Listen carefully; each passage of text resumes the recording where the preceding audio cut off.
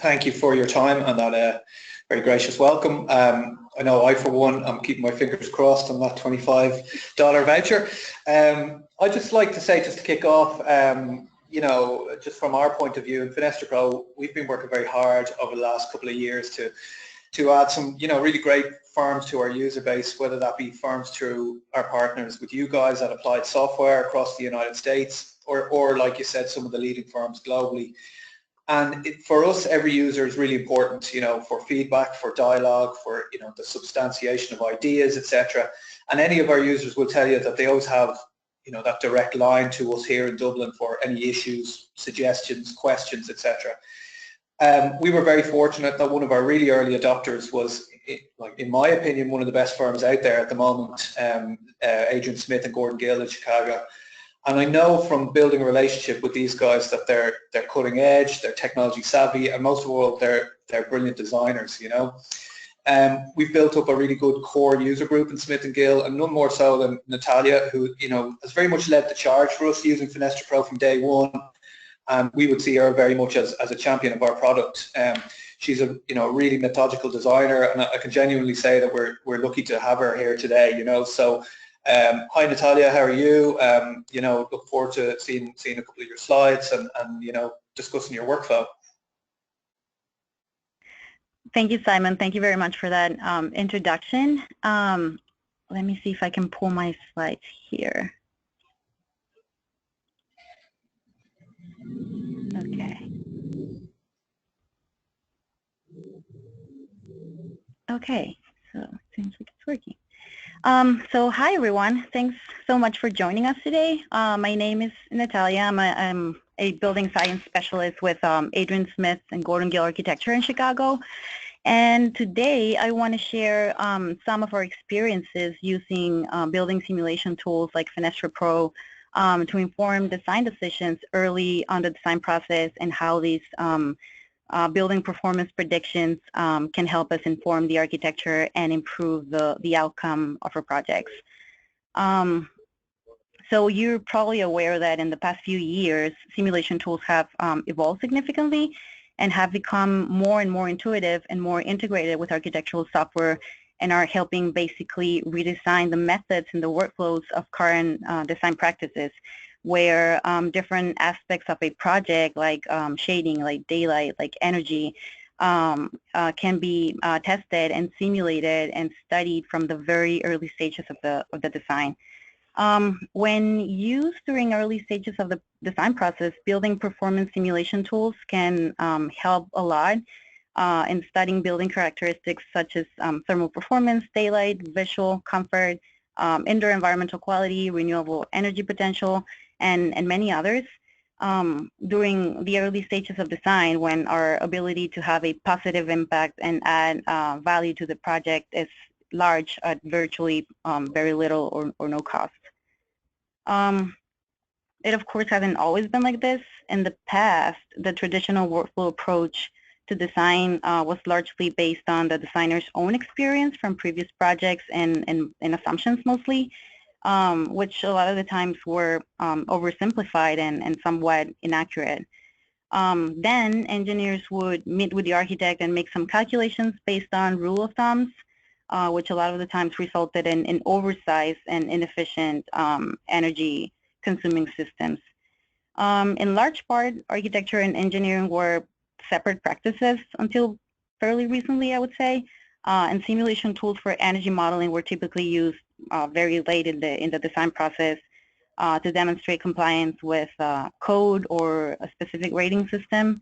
And it was often too late in the game for the simulations to actually have an impact and inform the design to make better decisions. In addition to that, simulation tools were normally not compatible with the working methods or architectural software used by designers.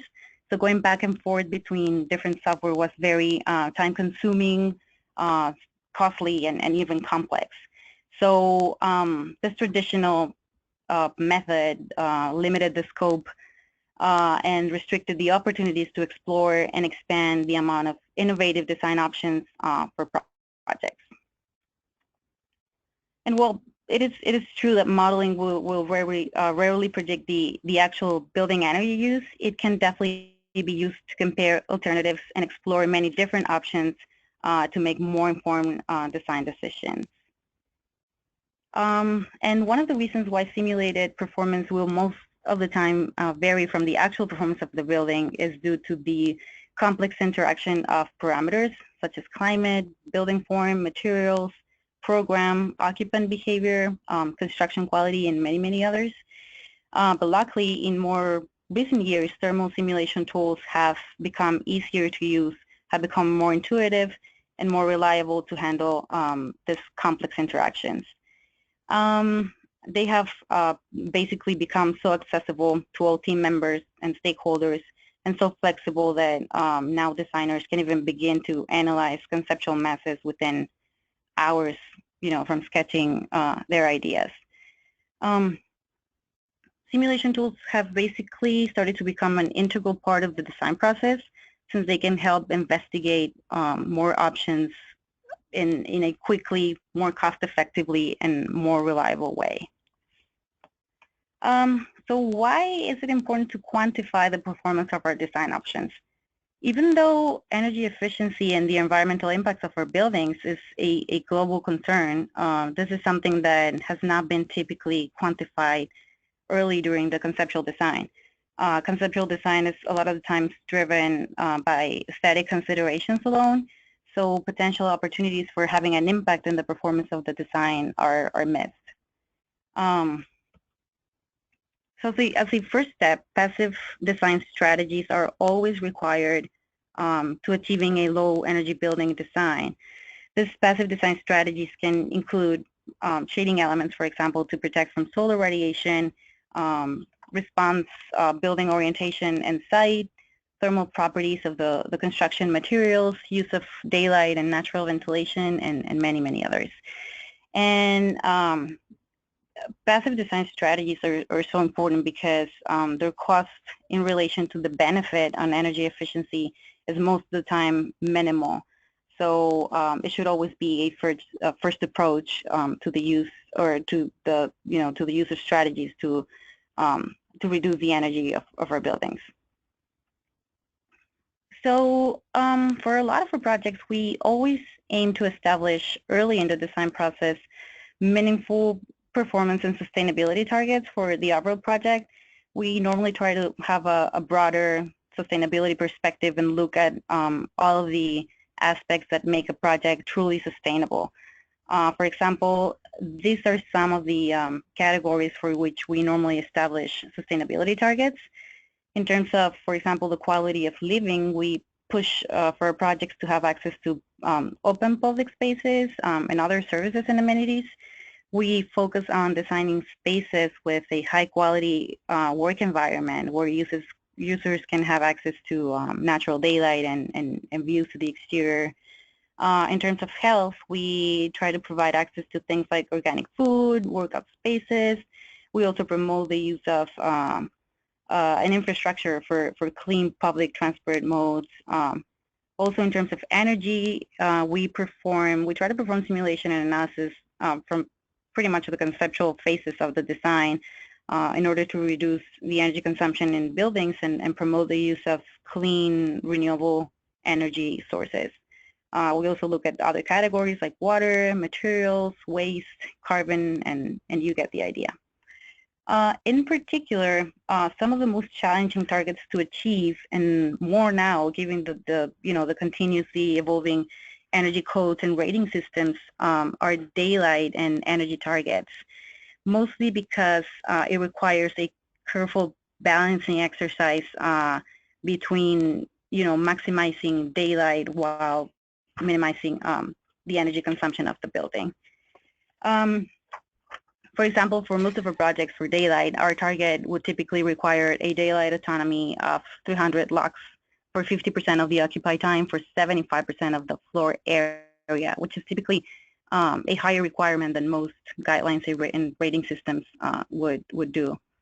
In terms of energy, our targets would usually call for a 70% reduction in the energy use intensity of the building compared to an equivalent building. So for us, it is very important that we start from the very beginning, incorporating these strategies into our designs in order to address this target early on.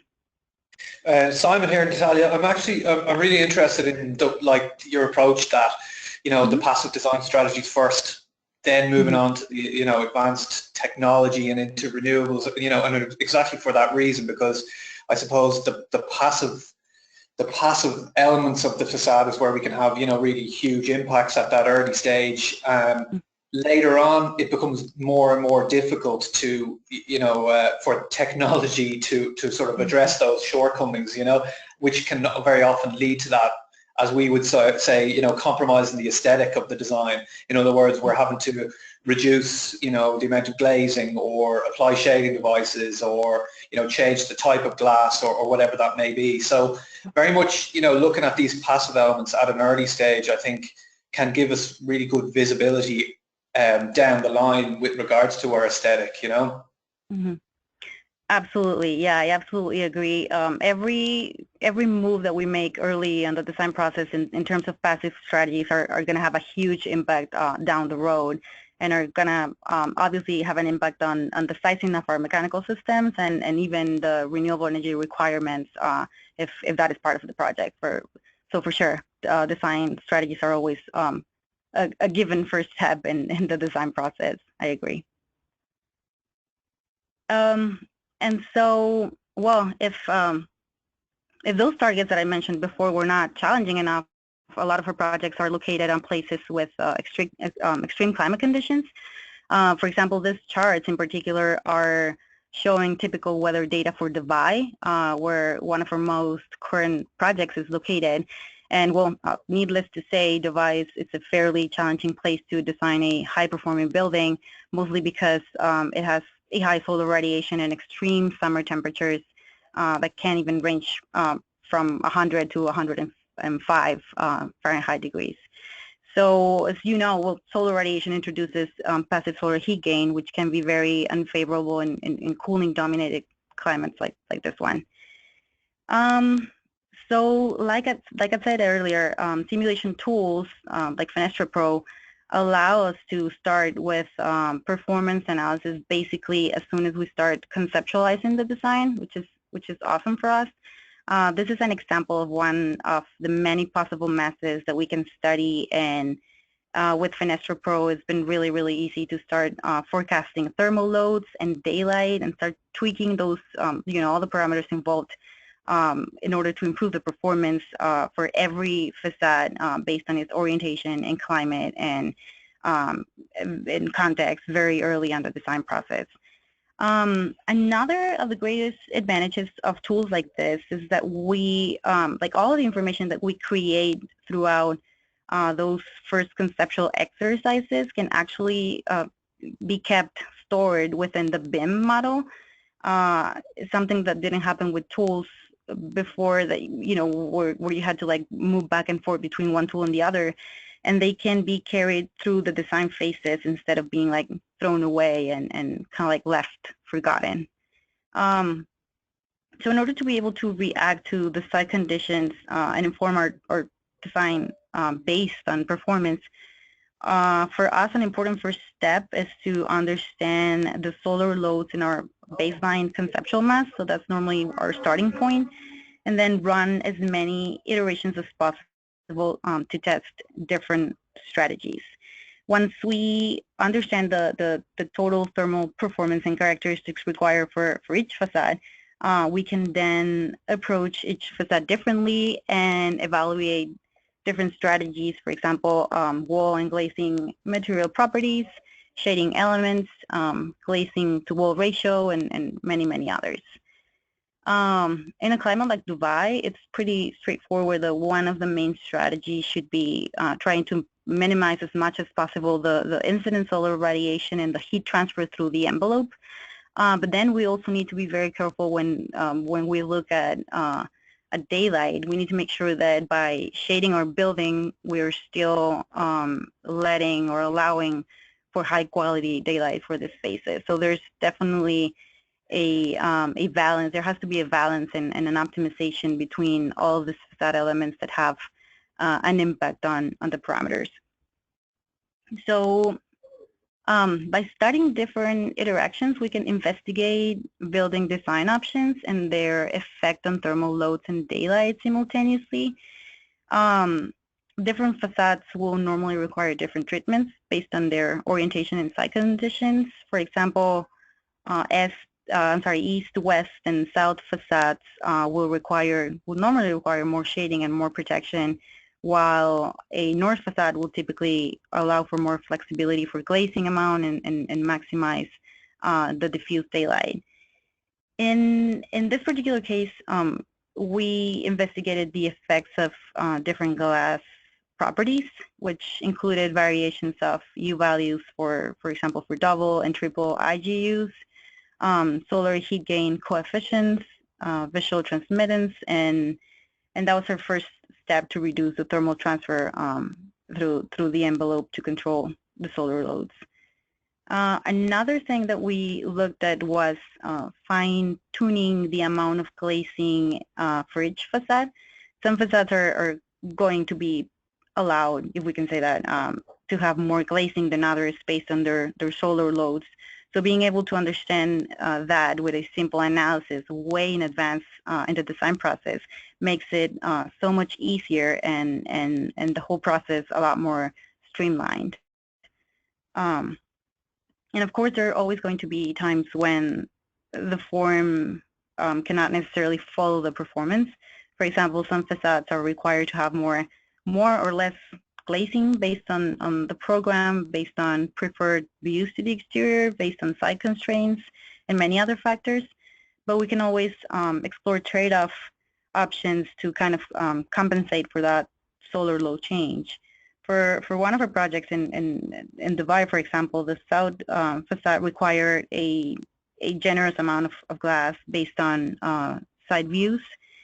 So what we did was look at external shading elements and explore different depths of those elements to maximize the protection. And it actually ended up working really well because we also proposed integrating PVs into those sunshades. So not only we benefited from the protection on the facade, the protection to reduce the solar radiation, but also for generating renewable energy, which was a big plus for the project. One of the great things of this simulation tools and that we've taken the really advantage of is the ability to be able to extract and export data for further processing and further analysis. For example, for one of our projects, different team members worked on analyzing different massing options, and then we were able to extract and consolidate all that thermal and daylight data of many iterations that were done. And by doing that, we were able to easily map and identify the options that would give us the maximum performance and eliminate those that were not performing as good as we needed to, based on solar load reduction targets and that we set as a threshold and to be able to meet our overall building energy efficiency goals. So with that, I would like to pass it on to Simon for a more detailed view of the software. Yeah, thanks, Natalia. I'm interested in actually, or I was amused, maybe is a more correct word, about not all models are, or all modeling is wrong. Was that the quote? That's right. I think it's these models are really powerful when you look at ratios or impacts as opposed to hard numbers. Like obviously the hard numbers, the later on in the project it gets, are going to be more and more relevant, but I think at that early stage, and particularly the stages that you're talking about, 50% improvement or 30% disimprovement, they're the things that you want to sort of get a feel for, right? And I think it's design is very much about asking the right questions. you know, and that's the key to moving a design along, you know, with regards to whatever parameters or limitations that you're within, you know. In your experience, you know, over the last few years, like how much better are tools getting? And by that I don't just mean FenestraPro. I mean, like, you know, other tools that you guys use in Adrian Smith and Gordon Gill. And do you find that as designers you're getting a better understanding of your designs through applications like this? Yeah, that's actually a really good question. For me, it's been really interesting to see how these tools have been evolving in probably the last 5 or 10 years, not even, or maybe less than that actually. And they are definitely becoming more and more. One of the main you know, limitations about the simulation tools was the fact that they were not integrated with architectural software. So it would always or normally require a specialized person to kind of like transfer you know, a model into a simulation tool and then run the analysis and then you know, take it back to the designers. That process would take a lot of time and would be relatively complex. So it's definitely, to me, it's been a great step to see all these tools moving in the direction of getting more and more integrated with architectural software. So it just makes the whole process easier. You know, and now you don't even require someone that specialized. You know, pretty much any stakeholder can you know, take advantage of this tools.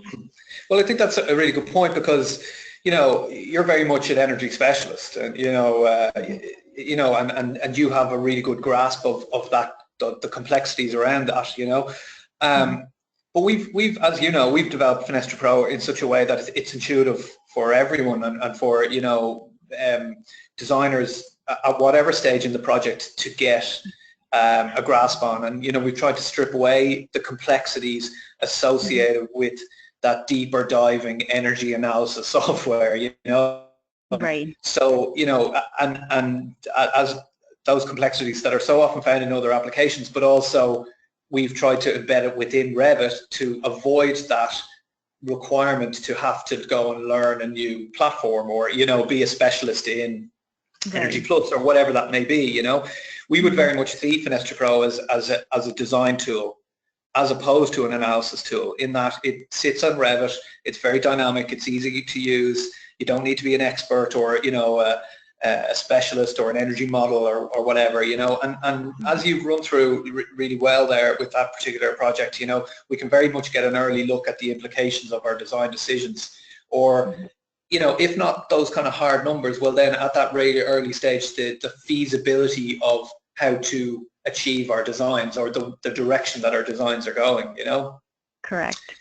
I think the other thing to be noted as well is, you know, you very much drill down into the conceptual massing elements of Revit and using FenestraPro around them, you know. But I did also want to outline the fact that we don't only support the massing. You know, we've been evolving the application significantly to add functionality throughout the design process, right through to a, you know, like a model that might be somewhat more detailed than the masses that you were showing like this, you know. So whether it's the early stage massing like Natalia has outlined, that took what, like a few minutes to model up, you know, very quick sort of iterative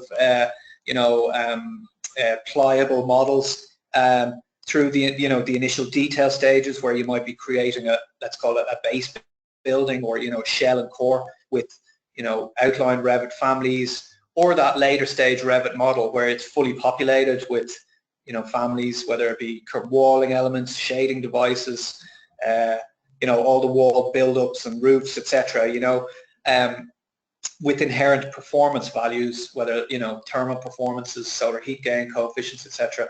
You know, we like to be able to, FenestraPro can support those models throughout and offer, I guess, different values at different stages, you know. So if you've moved your particular project on significantly, we can start drilling down into specifying the individual glass panels, or looking at how the frame, you know, thermal performance of the frame might affect the overall performance of a curtain wall, or, you know, all of those kind of things, you know. Another couple of things I want to just outline with regards to, you know, where we are now versus where FenestraPro is going. Version 3.2, we have, you know, on our user portal at the moment, we've done a lot of work with regards to linked models and being able to support them effectively. You know, we've included a couple of different methodologies around the data calculation, I guess, you know. So in other words, it doesn't need to be a hard and fast energy model through Revit. It could be a very, very simple, you know, scrappy model. Like, let's be honest, 90% or 99% of architectural models are in the early iterations. It may not have a roof, or it may have, you know, holes in the facade, or it may, you know, so at any stage, even if it's a really scrappy model, it'll still be supported, which isn't the case in a lot of energy tools or a lot of energy applications, you know. We've improved our identification and, you know, of curtain walling, curtain panel elements, and, you know, how we identify curtain walls, shop fronts, etc. Improved our charting, and then general maintenance. And we're quite excited in the direction we're going with regards to, you know, over the next 8 weeks, we hope to, you know, release version 4, which will be a lot of very cosmetic stuff. We'll have a user interface, user experience revamp, which is, you know, what we're working on at the moment. But one of the big things that we're excited about is integrating a very lightweight model as a viewer, and being able to paint that model with some of the values that you might get. So, you know, you saw as Natalia was walking through there, some of you know, with regards to that project, some of the charting, and you can see it here as well. But we're also, you know, we can take that data and start applying it to a facade or applying it to a floor plate, so that you can do really good little rendered takeoffs for more presentation. And then the big thing that we're working on a lot at the moment is the idea of generative design. So by that, I mean being able to drive the facade based on the values that we want to achieve.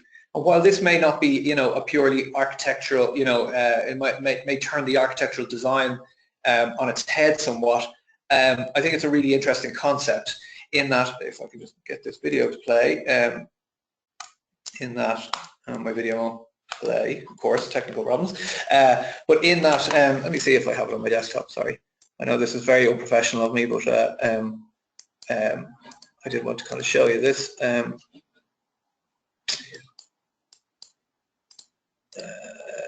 Here we are. So in other words, what I mean is we are driving the facade based on the values that we want to achieve. So if we put in, say, target heat gains and a typical window penetration height and width that we're using, FenestraPro can start indicating how many of those penetrations will be required to hit my performance goal.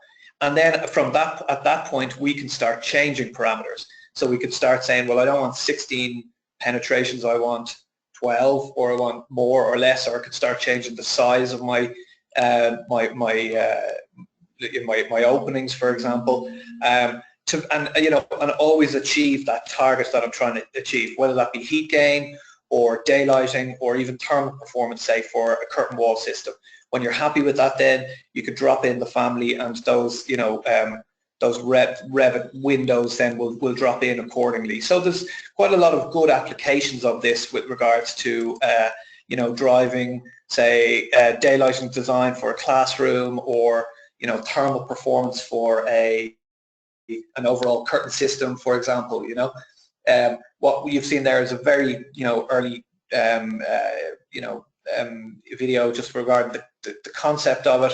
As I said, the user interface is going through an overhaul at the moment. But when we, you know, we will hope to very quickly start adding shading devices. So it's the same kind of thing.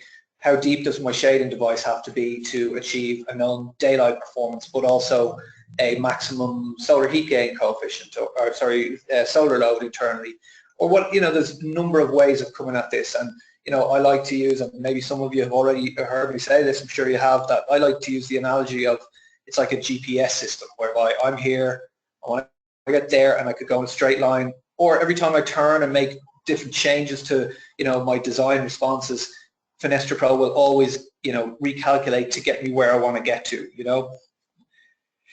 Natalia did, you know, some really nice charting, which I think was, you know, really well graphical, you know, well devised graphical demonstration of, you know, how she was looking at shading devices and the different impacts, different depths will give you and stuff. FenestraPro can export all of this data, and here's just two screen grabs of typical, you know, the typical snapshots that you can do. So at any iteration, you can take a snapshot of, you know, of the model at that particular stage, and it will give you solar heat gains internally, daylight performance, you know, the types of glazing and quantified glazing that you're using, and, you know, we can, you know, it's formatted visually, so you can see very quickly, you know, the implications of what you're looking at with regards to the design at that current iteration. Or, as Natalia really cleverly did, she took the data and created her own charts to, you know, to tell the story that Smith and Gill wanted to tell on that particular project or on that particular parameter or whatever that may be, you know. So, you know, that's a feature that we have at the moment, and it's something that I think a lot of users really like.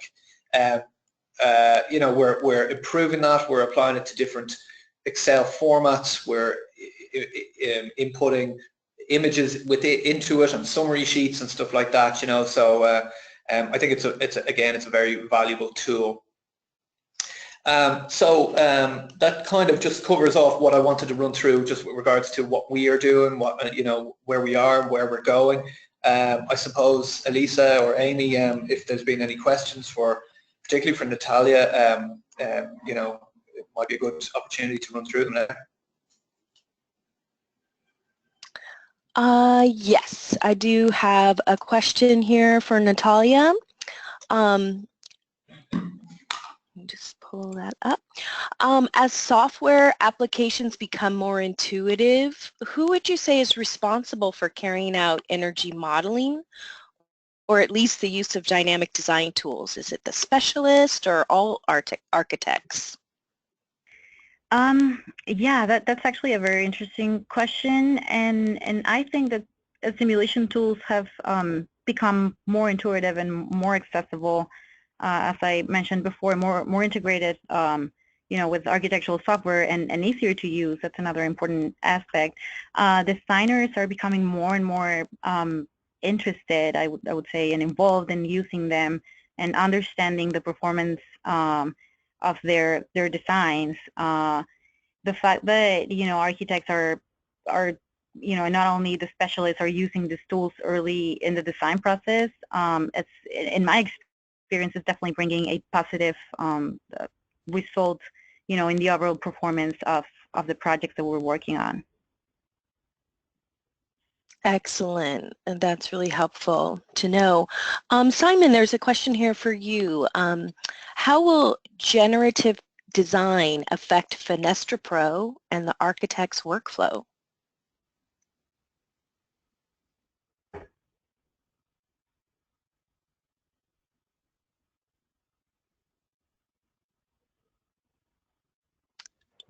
Simon, are you there? Oh, sorry, Elisa, I was on mute. That's okay, no worries. I'm really good at technology, as you can tell. No, I was just saying, you know, generative design is very big on the agenda of, you know, Autodesk and the development of Revit and their other, you know, whether it be architectural engineering software or, you know, design software more generally. Now, we're not an Autodesk company, but we are, you know, a development partner of theirs, and, you know, we have good access to, you know, to the relevant people, and, you know, to the Revit API, etc. And I think it's really important for us, given that we are that niche facade design tool. It's also important to note, I guess, that, you know, we're not trying to replace an architect's design, you know, workflow, or trying to, you know, change the way architects design. I suppose what we're trying to do, which is what technology generally tries to do, is augment, you know, people's workflows and people's people's professions, I guess. Everyone's job is changing because of technology, and if we look at architects even 10 years ago, they would have worked, very differently to the way we work today, certainly 20 years ago, 30 years ago. So I suppose, we're looking for the next 5 to 10 years as to how can we affect change with regards to the workflow for the better. We very much, Natalia touched on it there earlier, we very much can fall back as architects to rules of thumb and, previous experience and, whatever that may be. And that's huge and it's great, and it's hugely important, and it's always going to be relevant. But sometimes it's a little bit vague, and there's a lot that we can do with regards to improving that sort of shot in the, relative shot in the dark, and if we can start, focusing design options based on goals, or based on, to indicate not just aesthetic design, but to indicate to an architect, if you want to achieve these goals or these values, use this type of glazing or use this type of shading at this depth or whatever. I'm pretty sure it'll make everyone's life easier, Exactly. Makes perfect sense. I have another question here for Natalia. So you've probably designed buildings in some very extreme climates. Have there been occasions where passive solutions are supplemented or even eliminated by more energy-intensive mechanical solutions? And if so, what has driven that decision? Is it costs or aesthetics?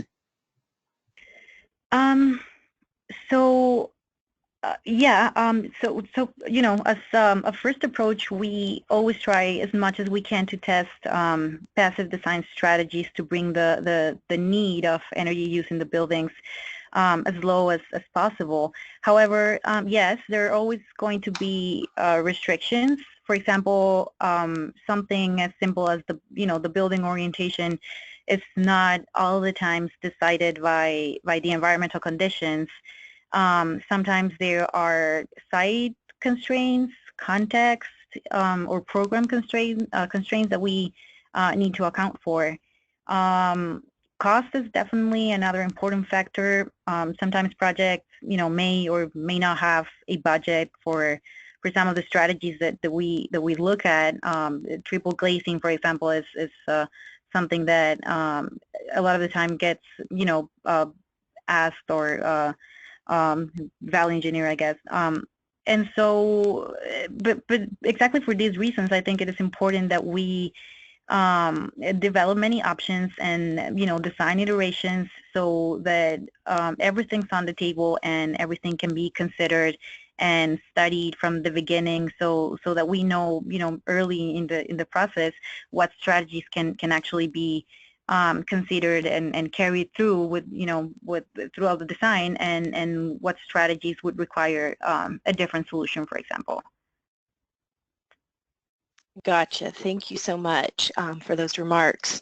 This question is for either presenter, and the question is, having a goal of heat gain as an input is a differentiator from other tools that Molly has used and seems very useful. She'd like to know if FenestraPro will assist in determining ideal heat gain values, or do you have other recommended resources to digging into this? Yeah, it is. I think I'd agree with that, and I think, with regards to those early stage passive solutions or passive strategies with regards to the design, I think internal heat gains is a great place to start, because everything falls out from there. In FenestraPro, so it is that sort of niche design, facade design tool. We don't provide an end energy use. We don't just come up with a dollar figure per square foot. I think there's other applications that do that very effectively that FenestraPro can feed into. Exporting a GBXML from Revit, etc., to other platforms. With regards to the second part of that question, is there benchmarks or is there resources? we very much, as you probably saw from some of the charting, it goes from, you know, blue to green to red. We would give, I suppose, the FenestraPro the optimal, you know, the optimal figures, I guess. We would see, and excuse me for speaking in metric here for a minute, but like in metric with regards to solar load, we would see anything above 25 watts per square meter as an overheat, a significant overheat, i.e. it's going to be uncomfortable for the occupant. It's going to require additional cooling loads, you know, so therefore we would show that in red. Anything below 15 watts per square meter we would consider as not maximizing your passive solar heat gains. So in a climate maybe like, you know, somewhere in the northern states of America, you know, you might want to sort of drive that up somewhat. Anything between that 15 and 25 we would see as a sweet spot, and we would show that in green. You know, so we do have, you know, back to the point we were making earlier that, you know, it's just these early stage indicators.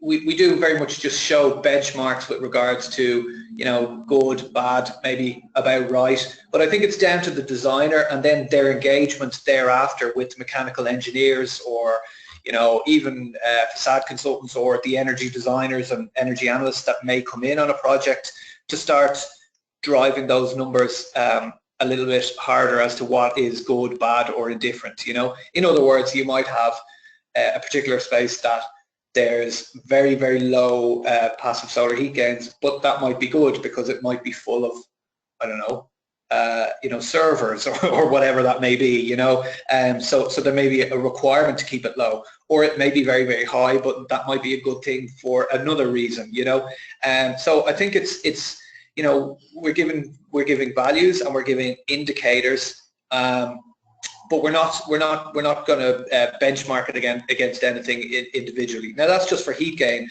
For thermal performance, we very much show compliance codes, and, you know, does my envelope comply with ASHRAE 90.1 thermally, or, you know, the ICC codes, or UK Part L, or indeed any other code that the user wants to create themselves, you know. So we do give some compliance checking with regards to that. That makes sense. Thanks, Simon. We also have our technical specialist for FenestraPro on the webinar, Rick Kramer, and he is asking if, Simon, you could discuss the output snapshot information. Sure. Actually, that's a good point, Rick. And if I have one handy, I could open one up. But basically, you know, as I said, if you could transfer the screen to me, the screen, you know, control the screen to me, I can just give an example. But at any stage in FenestraPro, you can export what we would call a snapshot. So let me just jump into FenestraPro. So, you know, the first time you hit this snapshot button, it will prompt you to create an Excel spreadsheet that, you know, saved locally or on the project directory or whatever. Now that could be for the entire building or just for the selected surfaces themselves. So in other words, I could look at one individual facade or one individual story or one individual space or whatever that may be. Every time thereafter I hit the Excel snapshots button, it will create a new iteration of that within my Excel spreadsheet. So in other words, what I will get is this summary sheet giving me, you know, the address, the location, the areas, etc., and it will automatically populate this table. It will also automatically populate or automatically create tabs across this Excel sheet. So in other words, option A, as I said, I might have a 3-story school or office development or whatever that, you know, I'm happy with the aesthetics and with the distribution of my glazing, but I can see throughout the year across a lot of my different surfaces I have a significant overheat, and this drills down much more than, you know, the initial kind of charting that we can see in FenestraPro, you know, with regards to annual averages. This is you know, a lot more detailed. So, you know, I might be looking at this and I might go, okay, I need to, you know, address this somewhat. So I've gone back to FenestraPro. I've you know, changed the glazing. and I've taken another snapshot. I've applied a shading device and I've taken another snapshot. So you can see very intuitively the effects of my, you know, different decisions. But then I also have that data to create my own charts as Natalia did, you know. So that could be surface by surface, facade by facade, with some, you know, orientation info, daylight and performance, and then this, you know, quite cool chart which gives us, you know, facade by facade, the quantified area of glazing and the type of glass that is, you know, inherent within that. So very quickly I've something for, you know, my own design team, a cost consultant, mechanical engineer, whoever that may be, you know, to start drilling, you know, driving down somewhat into these things, you know.